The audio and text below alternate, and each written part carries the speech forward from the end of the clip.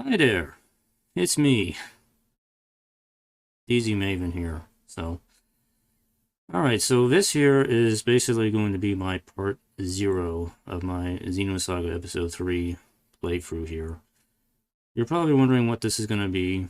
Basically, this is just going to be kind of covering and talking about a little bit about some of the other Xenosaga content. Some of it is kind of like a prelude prologue to some of the stuff that happens in episode 3.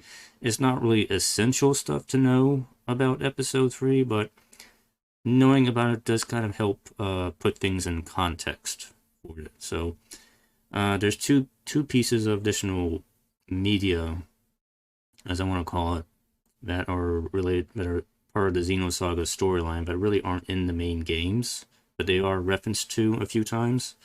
First, I want to talk about, probably really briefly here, just cover Pied Piper here. Just to kind of summarize here what happens in Pied Piper here, it's basically the backstory of Jan Sauer, who is otherwise known as Ziggurat 8.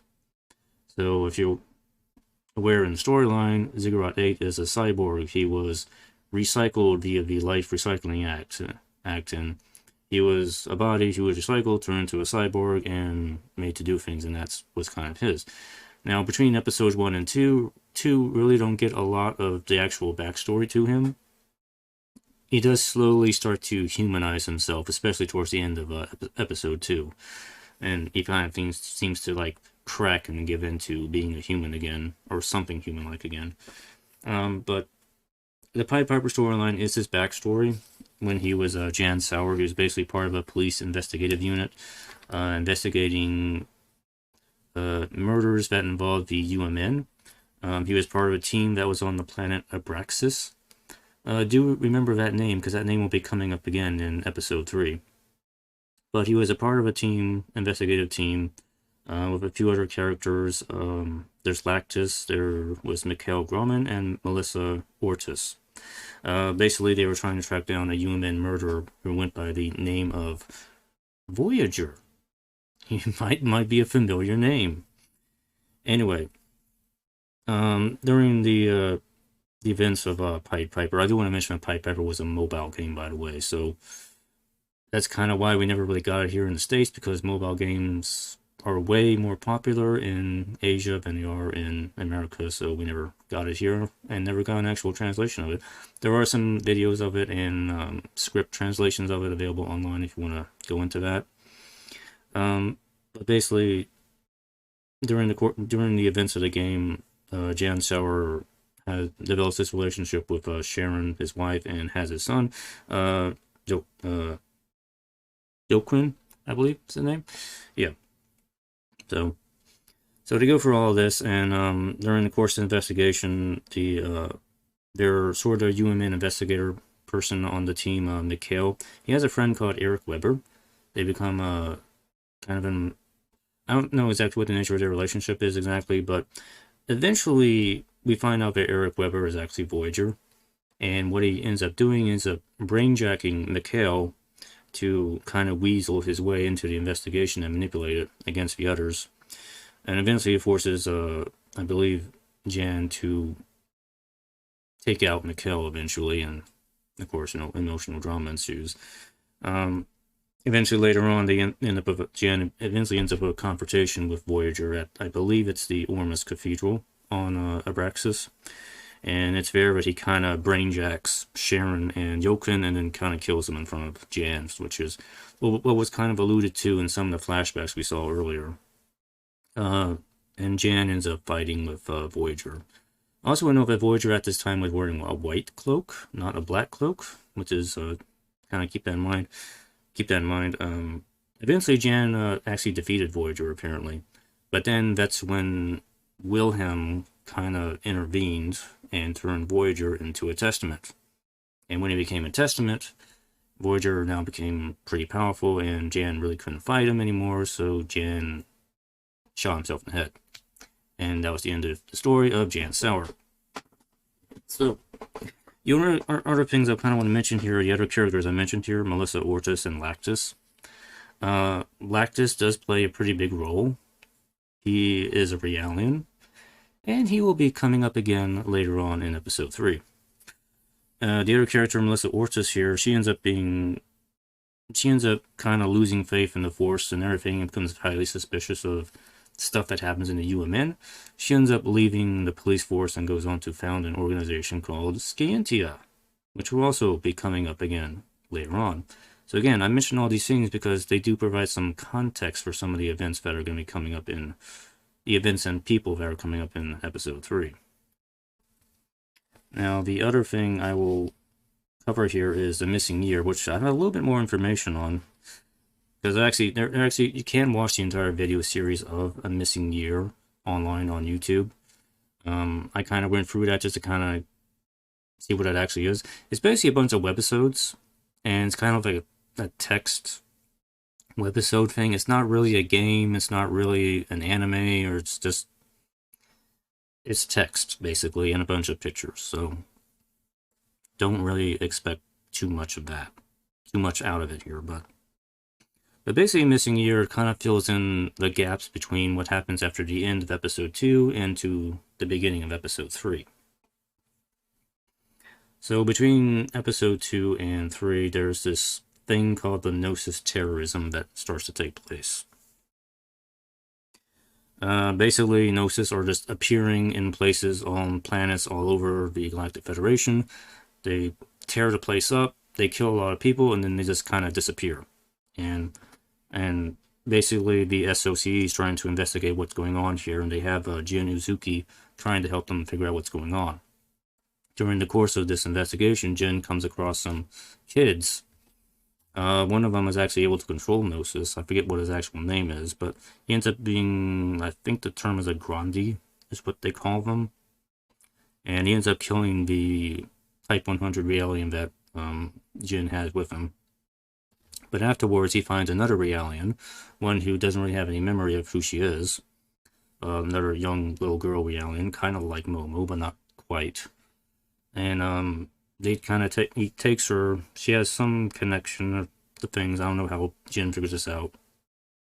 Takes her back to the SOCE, where Julie Mizrahi kind of runs some tests and figures out, okay, this is not a normal Realian.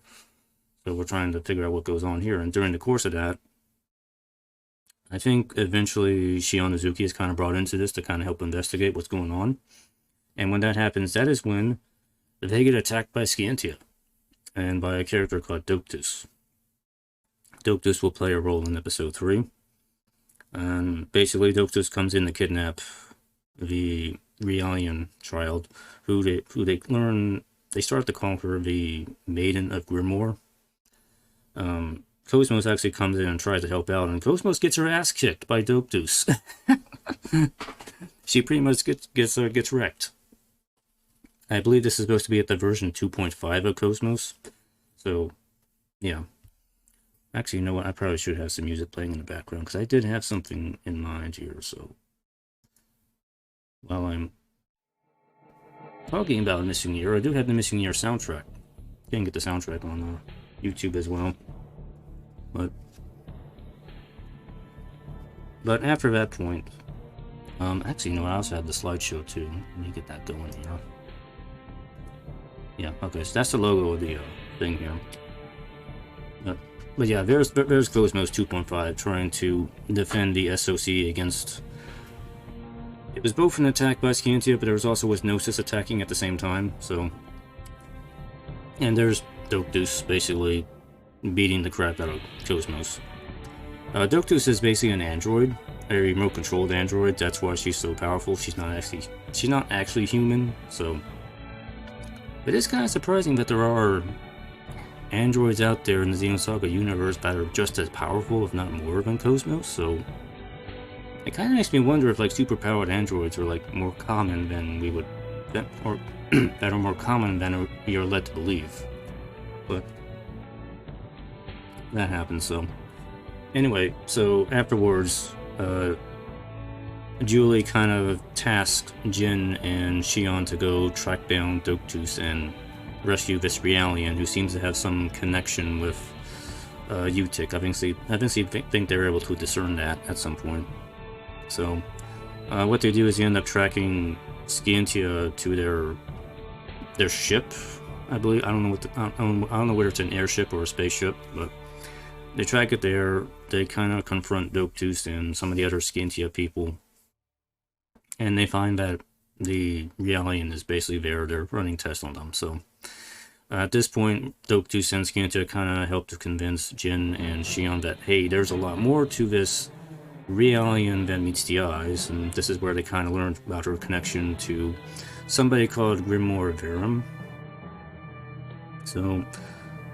And basically Doctus tries to infer that Vector is hiding this Grimoire Verum character, and he's connected to Venos's terrorism attacks that have been happening all throughout the galaxy and everything here.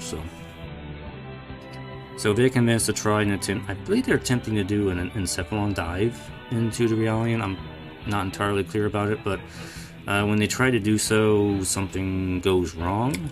Do I have that? Yeah, I have that image here. Something goes wrong with her, something awakens in the Realian. Xion tries to help out, and the Realian disappears into the UMN, basically dissolves into it and is gone. And Xion's consciousness apparently also gets sucked into the UMN as well at the same time, and her body just becomes unconscious afterwards. So after that point, Jin basically tasked himself with trying to figure out a way to save Xion. He doesn't really know what to do exactly. That is until Nephilim intervenes and actually kind of points him in the right direction, basically, and tells him, hey, Xion is in a place called Ars Nova, which is deep inside Vector's forbidden zone inside the UMN, so you might want to go there. So, and it's also at this point that Jin also acquires his ES, which is the Rubin, I believe. So yeah, you'll see the Rubin in episode 3. But he actually gets it from the SOCE and Julie. I'm not sure why they had that, but they did, and they just gave it to a Jin. Even though it doesn't really use it in the missing year for anything, but whatever. So Jin figures he has to go back to Scientia, because they're probably only people who would know how to hack into and break into Vector's S division, basically, which is their top secret section of the UMN. And that's where the Ars Nova is. So Jin goes back to Scientia and Doctus and makes an alliance with them to, hey, help me break into the Ars Nova, and I'll let you have the fragments of the Limigeton. Yeah, the Limigeton thing. So let's see, what's my next slide here? Okay, we'll talk about this now. So Jin and Doctus go into the UMN. They hack their way into the S division, get into the Ars Nova, and there they find the Realian girl. They find Xion, and they also find this dude, Grimoire Verum. So at this point, some elements from some of the previous games' plotlines start to kind of weasel their way in here. Mainly the stuff surrounding the Song of Nephilim. The Song of Nephilim was never really clearly explained what it is in the previous 2 games. All we knew is that it made Realians go crazy, and it could summon Venosis. That was kind of the extent of what we really knew about it. Here we actually find out what the Song of Nephilim really is for. And Grimoire Verum kind of explains it. He created it kind of as part of the Limigeton system, as a way to draw in the spirit of his daughter, who is Nephilim Verum. And the effect of this is that it also draws in a lot of Gnosis, and also kind of makes Realians tend to go a little crazy too at the same time. And basically that's what the whole point of the Song of Nephilim is. It's a song to Nephilim to draw her in. And the whole point of this, of why he would want to do this, is he wants to basically bring her back to life into the real world. And this Realian, who we find out was created by one of the many Realians created by Joachim Mizrahi, is apparently supposed to serve as a vessel not only for Nephilim but also as part of a vessel for the Limigeton program. So she actually has some of the fragments of Lemegeton in her. And Verum apparently also wants that as well. We also find out that Verum is actually the one who's been initiating the Gnosis terrorism attacks as well. And he seems to be the one behind it. Utilizing some of the fragments of Lemegeton, I believe. And, but anyway. Where was I? I was talking about Nephilim here. I'm looking at Lemegeton, that's right. The Lemegeton is basically a control program for the Zohar. And it was fragmented a long time ago, and there's pieces of it all over the place, so... And I believe Mizrahi created this reality as part of a way to recreate some of the original experiments that Grimoire Verum had done with the Lemegeton. In his original experience with Lemegeton, he actually used his daughter, Nephilim, involved in those experiments, and she ended up getting sucked into the UMN and disappearing. And that's apparently the Nephilim we have seen in the other games, so sort of like space ghost girl who's just kind of haunting Xion and other characters every now and then, and that's actually who she is. So Verum is trying to bring his daughter back and trying to basically supplant her, I guess, into the body of this Realian, and it starts out by injecting her memories into it. Meanwhile, this Realian doesn't really know who she is. She's trying to get her own memories back. And when she starts getting Nephilim's memories into her, she decides to reject those memories kind of violently. And it kind of turns her into a Gnosis. Also, her rejection for some reason causes Grimoire to dissolve away. Somehow, something like that. So, she becomes a Gnosis, and Jen and, who is it? Yeah, KOS-MOS. KOS-MOS just happens to appear. Yeah, so anytime Xion's in danger, KOS-MOS just appears like that, and she shows up in Ars Nova to help out Xion, and yes, this is the first actual appearance of the version 3 of KOS-MOS. So she just appears. I don't know why she just appears here, but she does. And she has to help out. She helps Jin defeat the Gnosified Realian.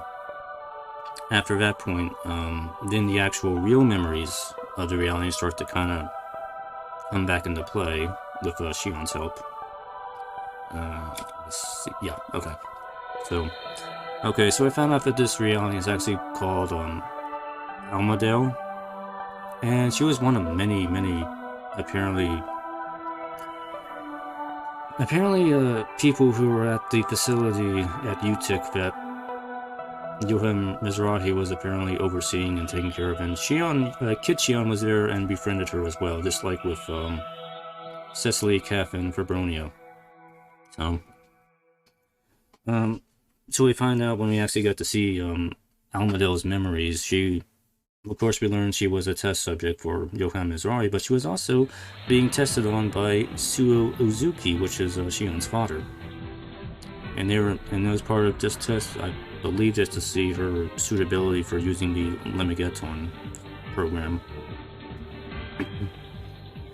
It also kind of made her like really kind of paranoid about Jin as well, because Jin kind of bears a resemblance to Suo Uzuki.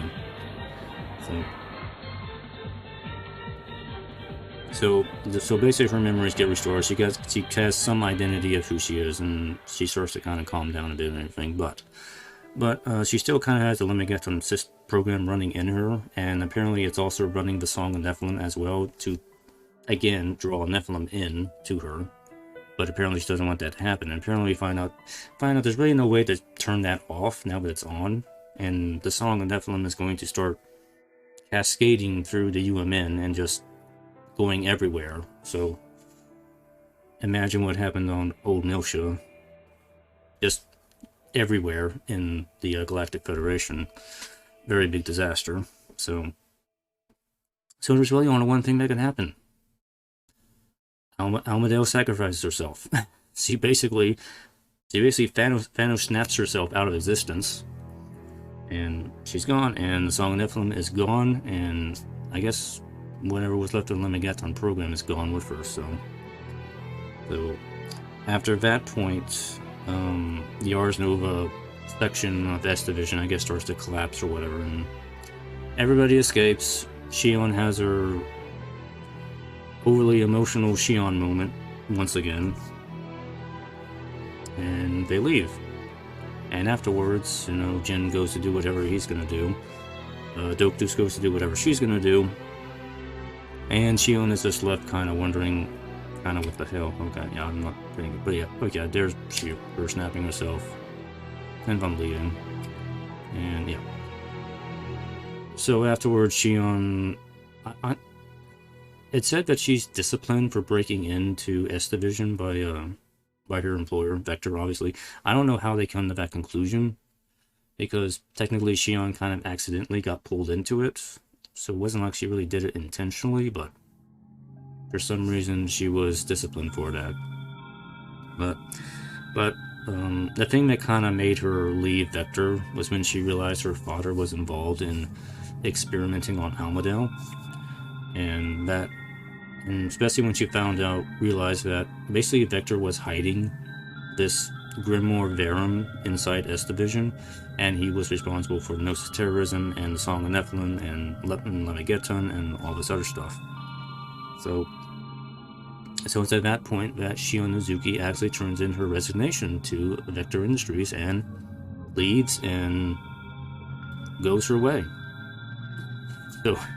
So when we start episode 3, you'll see that Shion is no longer part of Vector anymore. She left the KOS-MOS project. Actually, the KOS-MOS project was just put on hold as a result of what happened. And I guess because the KOS-MOS was involved and saw what was in S Division, so they shut the program down. And Shion just kind of left. So, and that's kind of where things stand at the start of episode 3. So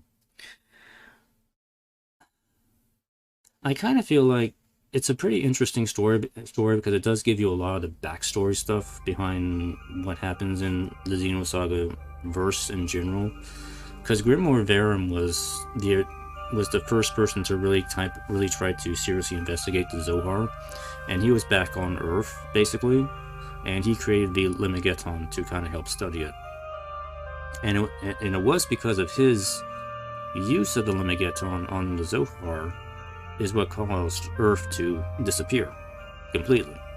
So basically that whole thing was his fault. in many ways, it's I wrote down a little note here. Grimoire Verum, Klaus. If you're not aware, Klaus is the scientist dude, spoilers here for Xenoblade Chronicles, is the scientist dude who ends up trying to experiment on the conduit, which causes Earth to disappear in the Xenoblade Chronicles storyline. So, Grimoire Verum, basically Klaus did the same thing Grimoire Verum did, almost exactly. He had a control program too, although it went by a different name. But yeah, I just thought that was a kind of an interesting little parallel between Verum and Klaus. I took a whole bunch of notes, but I kind of went through watching them. So the other big thing here is how could the big corporation possibly be evil?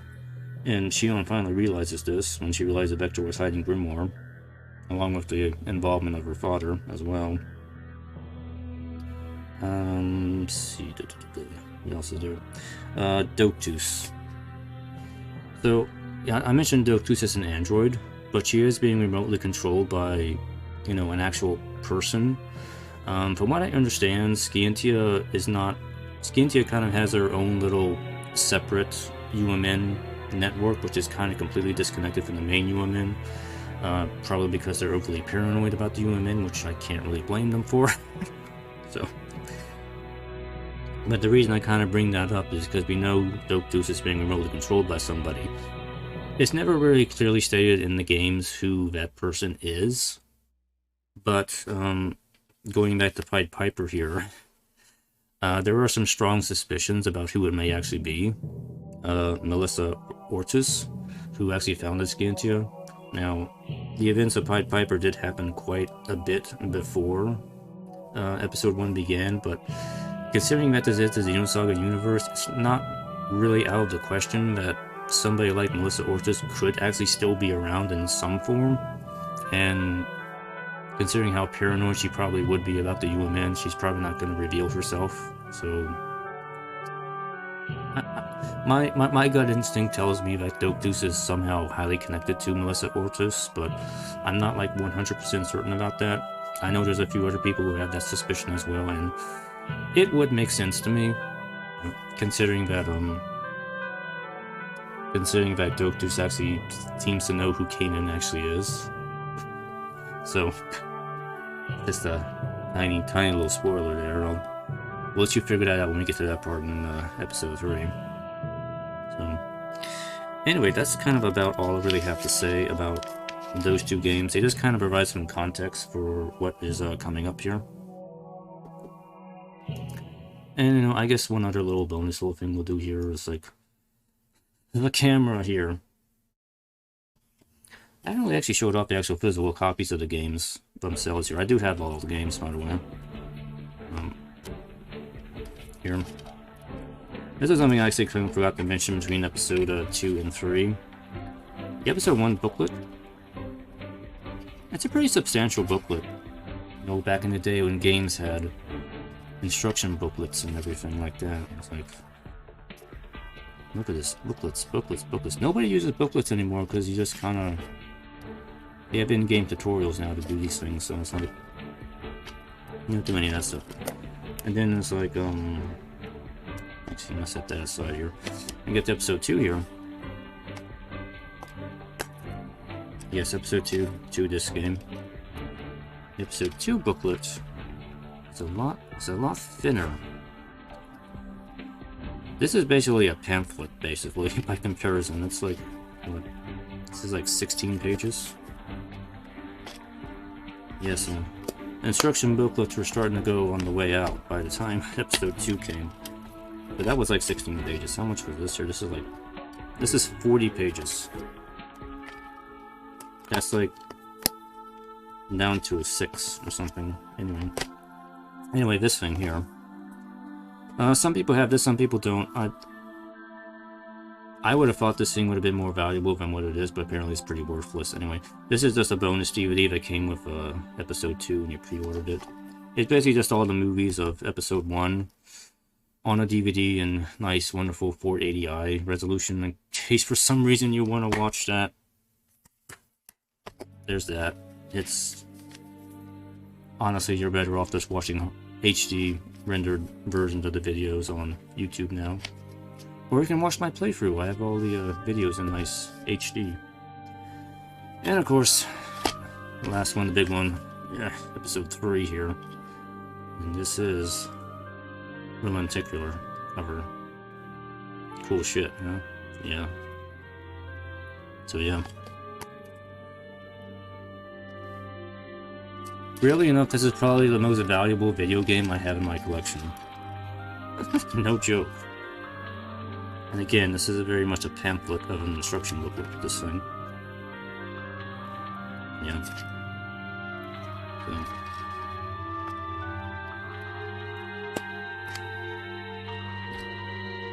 I have seen this thing going for like almost $200 on sale, easily.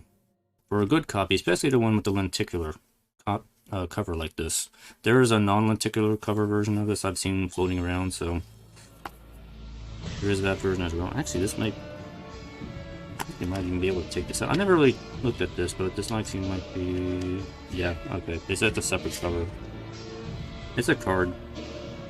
But I have seen versions without the lenticular card in here, which are worth a bit less, by the way.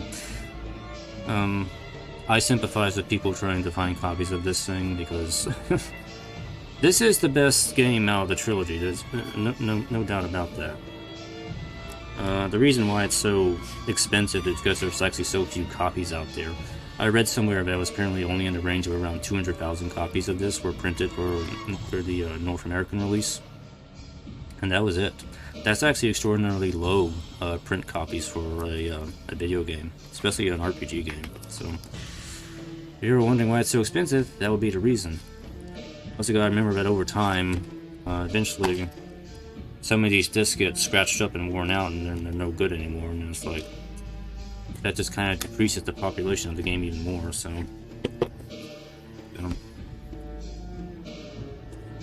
I do have the soundtrack CDs in case you've ever seen what these are. out of these. The only really nice one here is the one for episode 1.